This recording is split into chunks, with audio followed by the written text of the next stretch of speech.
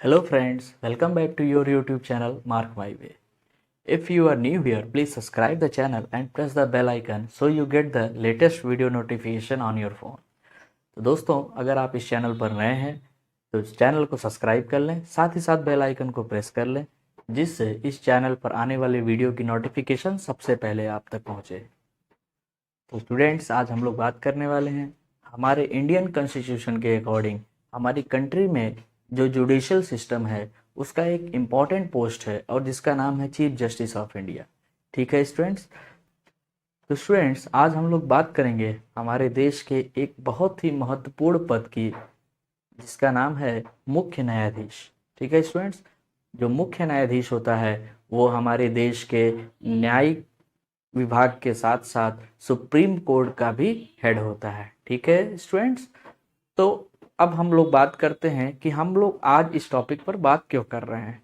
तो स्टूडेंट्स, जैसा कि आप सभी लोगों को पता होगा कि कल हमारे जो चीफ जस्टिस ऑफ इंडिया हैं यानी मुख्य न्यायाधीश जो हैं वो चेंज हो गए हैं। ठीक है स्टूडेंट्स, वो चेंज हो गए हैं। अब इससे पहले जो 48th नंबर के चीफ जस्टिस ऑफ इंडिया थे, मुख्य न्यायाधीश थे, वो थे एनवी रमन्ना। ठीक है स्टूडेंट्स, अब जो कल से जो चेंज हुए हैं वो हैं 49th नंबर के और उनका नाम है यू ललित। ठीक है स्टूडेंट्स, क्या क्या नाम है उनका? यू ललित। ठीक है, यू ललित, अगर फुल फॉर्म अगर आप देखना चाहें तो उदय उमेश ललित। ठीक है, उदय उमेश ललित। ठीक, तो स्टूडेंट्स आइए अब हम लोग बात करते हैं कि जो हमारे 49th chief justice of India हैं यू ललित जी, उनके बारे में हम लोग कुछ बातें करते हैं कि इनका कार्यकाल क्या होगा। ठीक है, इनका कैरियर कैसा रहा, इन्होंने कैसे इस मुकाम को हासिल किया। ठीक है स्टूडेंट्स, तो आइए अब हम लोग इसके बारे में बातें करते हैं।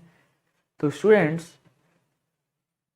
इनका जो कार्यकाल होने वाला है, इनका जो टेन्योर है वो 74 डेज का होने वाला है। ठीक है स्टूडेंट्स, कितने डेज का होने वाला है? ओनली 74 डेज का। तो ये ऐसा पहली बार नहीं है। ठीक है, ये ऐसे 6th chief justice of India हैं जिनका जो कार्यकाल है वो 100 डेज से कम का है। ठीक है स्टूडेंट्स, ये ऐसे 6th chief justice of India हैं, मुख्य न्यायाधीश हैं। ठीक है, कार्यकाल 100 दिन से कम का है। ठीक है स्टूडेंट्स, आइए इनके बर्थ और बर्थ प्लेस के बारे में हम लोग बात कर लेते हैं कि इनका जन्म कहाँ हुआ था। ठीक है, और कब हुआ था।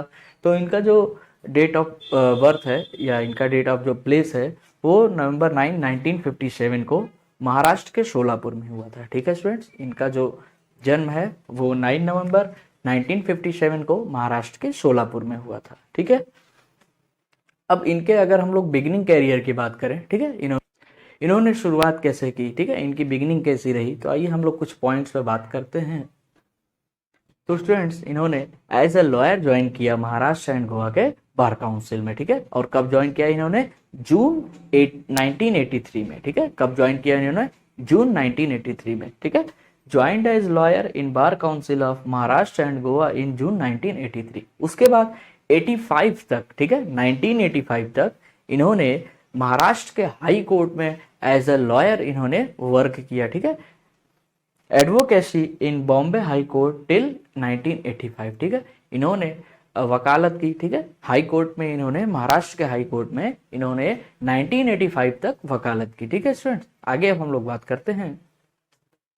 फिर इन्होंने 1986 में सुप्रीम कोर्ट में अपनी वकालत को स्टार्ट किया। ठीक है, इन्होंने अपनी एडवोकेसी को स्टार्ट किया। फिर 1986 से लेकर के 2002 तक, ठीक है, वो वहां पर वकालत करते रहे। ठीक है, उसके बाद उन्हें 2004 में सुप्रीम कोर्ट के द्वारा सीनियर एडवोकेट नामित किया गया। ठीक है, वरिष्ठ अधिवक्ता वहां पे उनको नामित किया गया।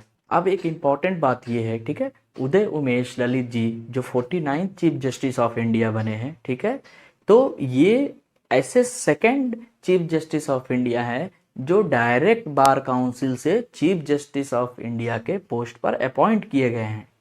ठीक है, इस चीज को आप बिल्कुल ध्यान से समझिएगा कि ये यू ललित जी जो चीफ जस्टिस ऑफ इंडिया हैं हमारे, ठीक है, ये ऐसे second chief justice of India हैं जो डायरेक्ट बार काउंसिल से चीफ जस्टिस ऑफ इंडिया के पोस्ट पर अपॉइंट किए गए हैं। ठीक है, अगर ये सेकंड है तो इसका मतलब first chief justice of India भी कोई रहे होंगे। ठीक है स्टूडेंट्स, जो डायरेक्ट बार काउंसिल से चीफ जस्टिस इंडिया के पोस्ट पर अपॉइंट किए गए होंगे। तो ठीक है, आइए उनको देखते हैं। वो कौन है? S M Sikri. ठीक है, वो एस एम सीकरी हैं। ठीक है, जो कि हमारे 13th chief justice of India थे।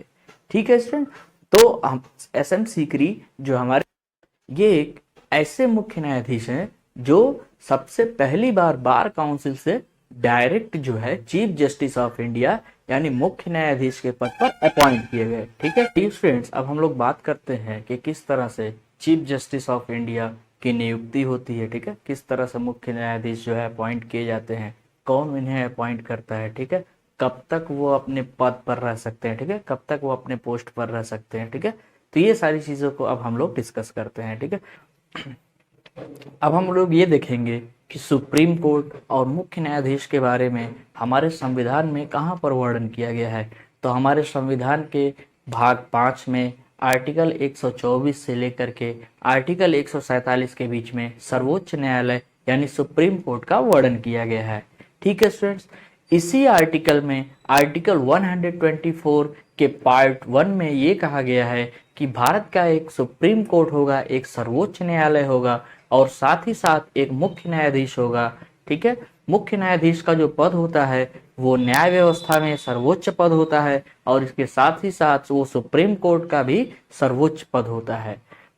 आर्टिकल 124 के भाग 2 में ये बताया गया है कि मुख्य न्यायाधीश की जो नियुक्ति होती है वो भारत के राष्ट्रपति के द्वारा की जाती है और मुख्य न्यायाधीश अपने पद पर अपनी उम्र 65 वर्ष होने तक उस पद पर रह सकते हैं। ठीक है स्टूडेंट्स, मुख्य न्यायाधीश का कार्यकाल उतना ही होता है जितना कि सुप्रीम कोर्ट के अदर न्यायाधीशों का भी होता है। ठीक है, सुप्रीम कोर्ट के सभी न्यायाधीशों का जो कार्यकाल होता है वो 65 वर्ष तक होता है, यानी जब तक वो 65 वर्ष के नहीं हो जाते हैं तब तक वो अपने पद पर रह सकते हैं।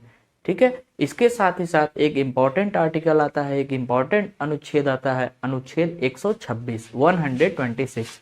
इसमें ये कहा गया है कि मुख्य न्यायाधीश का पद रिक्त होने की स्थिति में एक कार्यकारी मुख्य न्यायाधीश की नियुक्ति की जाती है, एक acting chief justice of India की अपॉइंटमेंट की जाती है। ठीक है, और ये भी भारत के राष्ट्रपति के द्वारा जो है इसे नियुक्त किया जाता है। ठीक है, मुख्य न्यायाधीश की नियुक्ति या कार्यकारी मुख्य न्यायाधीश की नियुक्ति जो होती है वो सुप्रीम कोर्ट के अन्य सभी जजेस और साथ ही साथ अदर स्टेट के हाई कोर्ट के जो जज होते हैं उनसे परामर्श के बाद राष्ट्रपति के द्वारा नियुक्ति की जाती है। तो आई होप आप लोगों को मुख्य न्यायाधीश से संबंधित सारी बातें समझ में आ गई होंगी। ठीक है स्टूडेंट्स, ओके, थैंक यू।